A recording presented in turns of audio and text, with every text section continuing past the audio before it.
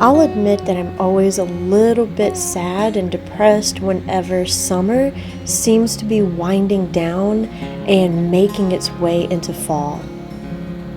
And really, I think it's just a holdover from those days of childhood when school was out, summer was life, and those long summer days seemed to stretch on forever. As long as you had your jump rope and your sidewalk chalk, everything was great. And so even as an adult, I still find those pangs of sadness coming to me whenever I feel the change in the air and I know that fall is just around the corner.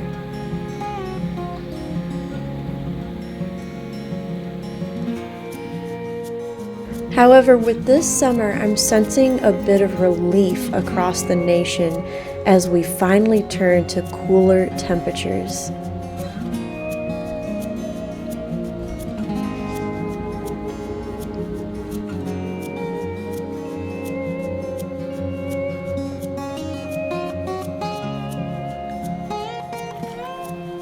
But you may still find yourself with that small pang of regret as summer winds its way down.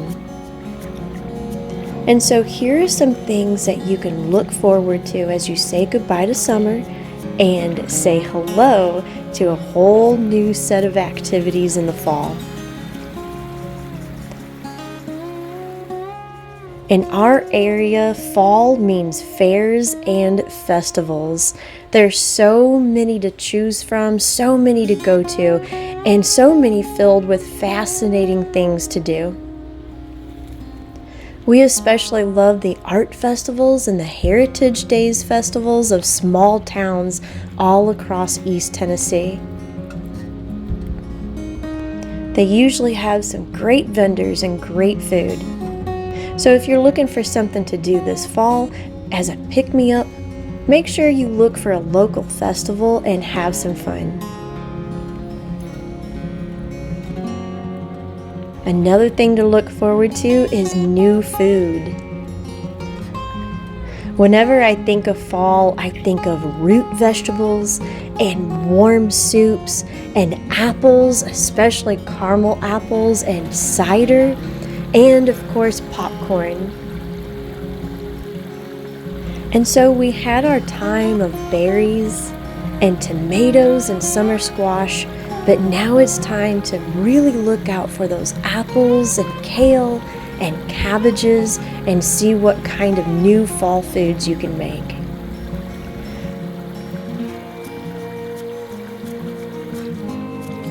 I like to think of fall also as a time of reflection, but also planning. It's a great transition time between extreme activity and the slumber of winter. So you get to reflect on everything you got accomplished and everything you'd done during the summer months, but then you also get to plan what are you going to be doing for the next year.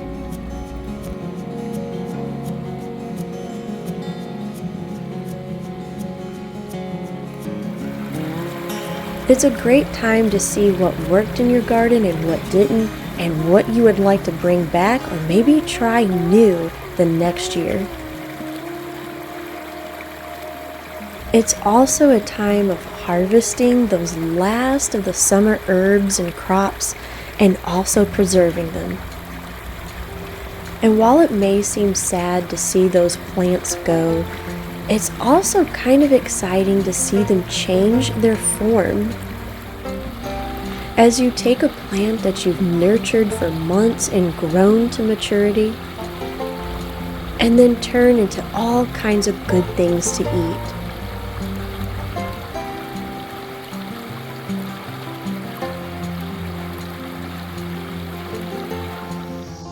And that brings me to why we're making what we're making today.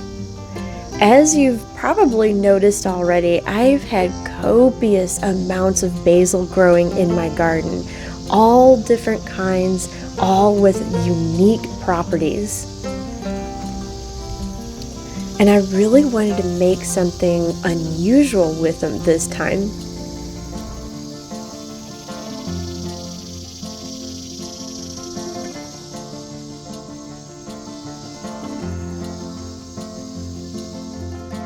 Now, this cookie didn't really make that much of a dent in all the basil I have growing, but it was such an interesting concept, I really wanted to try it. Now, I've loved basil for a long time. I love growing it, and I love all the different types that there are. And when I saw that you could put it in a cookie and it would taste good, I was so excited. Basil is such an all-around healthy herb for you that it's always great when I find ways to put it in my food. Basil has many health benefits for you and contains so many vitamins and minerals, such as lutein and beta-carotene, but also calcium, vitamins A and K, manganese, magnesium, iron, zinc, potassium. It's like a great little multivitamin growing in your garden. There are also some indications that basil can help you with your blood sugar regulation, heart disease prevention. It can reduce inflammation in your body. And it also has antibacterial properties.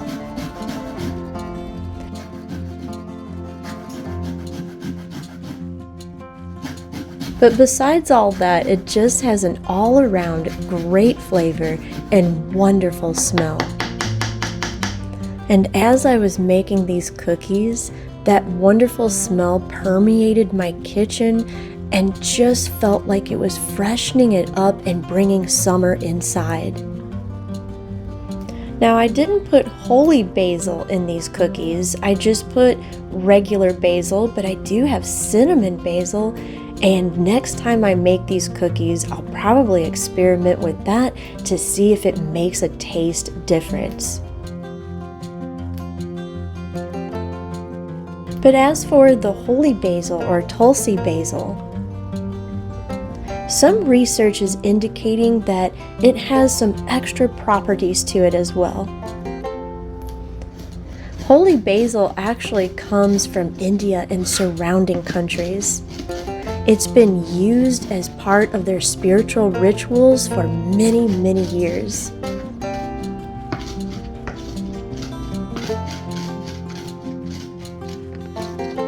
And it's also used as part of their traditional medicine.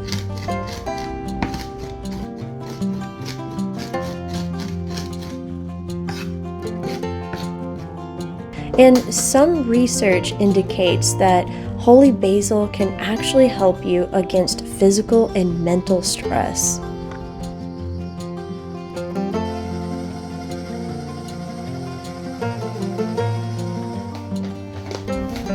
Now, this is the first year I've grown it, and I have noticed that it has a bit of a stronger, maybe more peppery taste to it, and that is why I did not put it in these cookies, because I thought maybe with the more peppery taste it would overpower the cookie and not make it taste as good. However, I am excited to attempt to dry this herb and use it for teas throughout the winter.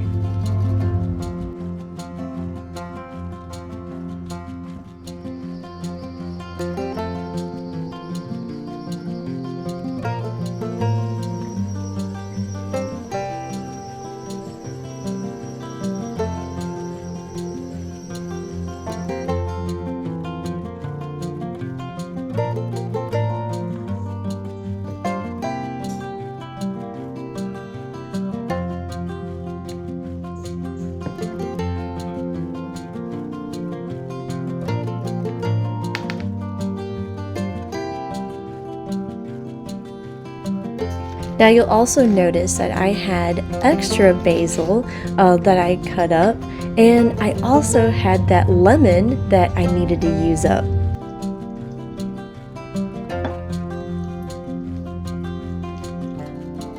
So I got out a small tray that I had bought from TJ Maxx. I put all the chopped basil in it.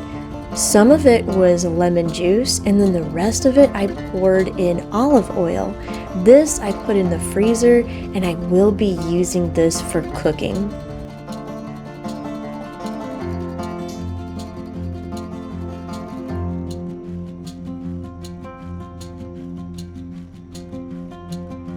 Freezing fresh chopped herbs in olive oil and butter is a great way to preserve your herbs and allow you to have fresh herbs all through the winter. I've used them when baking chicken or fish, and I've even used them for sauteing vegetables, and it's always a wonderful added depth of flavor. I'm judging by the smell of the baked cookies. I could not wait to try one.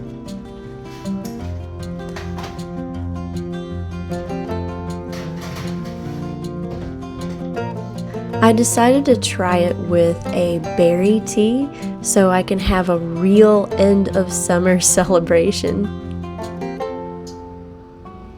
And these cookies did not disappoint. I know it's a little bit odd to think about basil in a cookie like this, but the taste was so good. These cookies did not last long.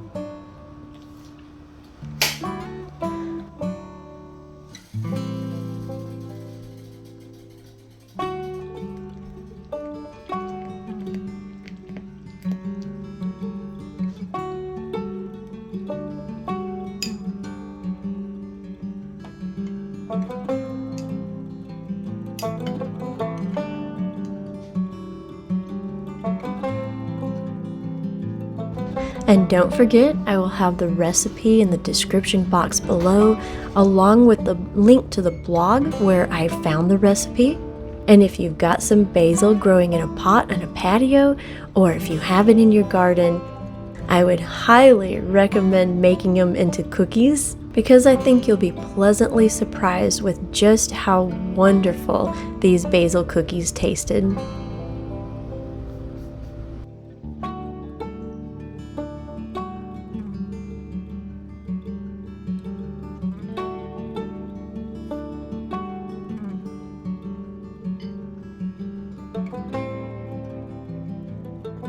And if you like historical cooking and unusual cookbooks, here's 2 more videos you might enjoy. And make sure to like and subscribe for more foodie adventures.